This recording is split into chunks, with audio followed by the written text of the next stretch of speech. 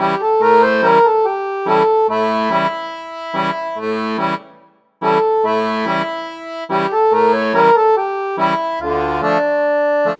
everybody, DeRosa here, coming at you with another bolt action battle report. Today we'll be visiting the battlefield of Kursk in 1943 when the Soviets take on the German forces. Today's match will be a 1,250 point match covering Scenario 7, Envelopment. The German forces consisted of 1,253 points with 10 order dice. They had a second lieutenant veteran. They had a Heer Grenadier Squad veteran, a Waffen SS Squad veteran, a Heer Grenadier Regular Squad, a Heer Grenadier Regular Squad, a Heavy Mortar Team, a Flamethrower Team veteran, Anti-Tank Team Regular, and an Armored Car 8-Rad Regular. And finally, the piece de resistance, the Early Panther Regular. Before the match started, we agreed to play off the Kursk lists. So the Soviets used the Kursk lists, and they were able to bring a pretty strong force. They had 2 regular mortars. They had 2 squads of Panzer Fausts. They had an anti-tank gun, seen here proxied by a Japanese gun. They also had a second lieutenant. They had a KV-1 tank. They had 4 squads of infantry and 1 regular infantry squad. So it was a pretty formidable force. And you see some of the troops here. I don't have the list in front of me exactly, so that's why I'm sort of just giving you a rundown. We see that the Soviets have a lot of troops and that the Germans will be holding on for dear life. The game started out with the Germans winning the high roll and choosing to play defense.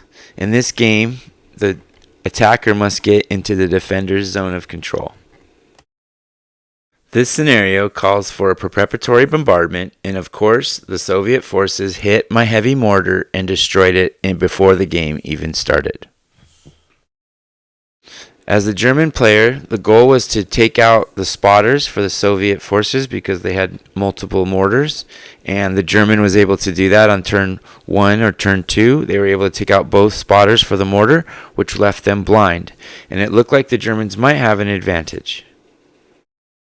At the beginning of turn 2, the German player was worried about his early Panther because coming on, you move, and after you move, the rule for early Panther is that you roll a dice, and if you roll 2 ones in a row, then the Panther's gone, and that's like 350 points that you spent. So the Panther did come on, and it did become immobilized. Of course, the German player rolled a 1 to see what happened, and then that caused a mechanical failure, and then was immobilized. Turn 2 saw the Soviet forces just continue to push up over the hills. You see the anti-tank rifle getting in position to turn 2, and then they were on top of the hill. The mortar started to run around.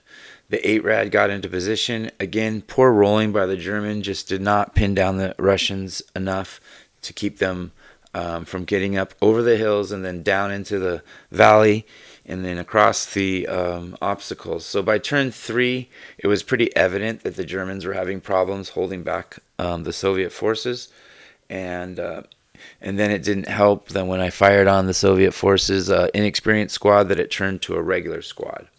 So by turn 3, it was looking like it was teetering for the Germans, but they were maybe able to hold on.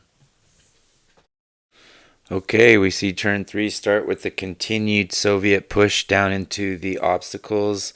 He ran out his 2 anti-tank Panzerfaust teams. I was able to shoot them down and keep them pinned, except for 1 man on each team was able to squeak in and really wasn't able to do much. So I was able to keep them down. I used my regular force to keep my left wing here, seen here. His anti-tank gun was a pain the whole time. Like I said, or I didn't mention maybe that he had a gun shield on it, and so it went to 6 to kill, and I hit it every time, but I just couldn't kill it.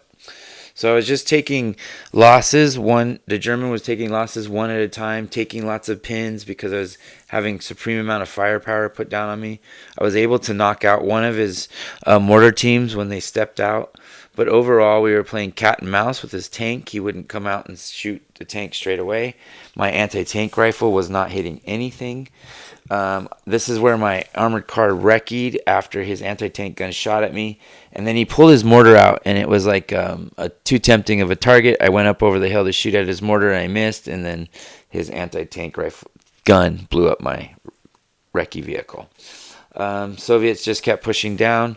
My force I had on my right wing moved the flamethrower into it, but it was too late, or it was just out of position, too far away to get at his Soviet forces, which climbed down into these dragon's teeth.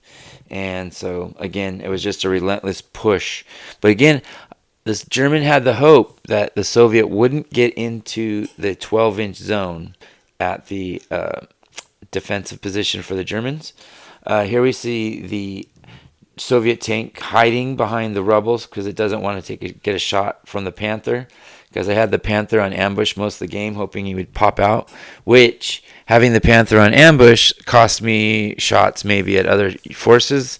So keeping his KV-1 hidden and just making me wait for it to come out was a good ploy on his part, because it wasted fire at other forces. Again, my teams just took a lot of fire, even though they were in defensive positions, and the Soviets were able to just squeak out a victory at the end by pushing into turn 6. They were able to push their green team that turned into a regular unit into my zone, and they moved an officer into my zone, and they had a lot of kill points on me. So in the end, it was just a rout by the Soviets by turn 6, and the Germans need to reformulate their plans. Thanks for watching. Let us know what you think. Please like, subscribe, and comment. Also, become a member of Major Wellington's and help out the cause. Go to MajorWellington.com. Become a member for $25 a year, and hopefully you can become part of our events. All right, thanks again for watching. Let us know what you think, and we will see you at the tables.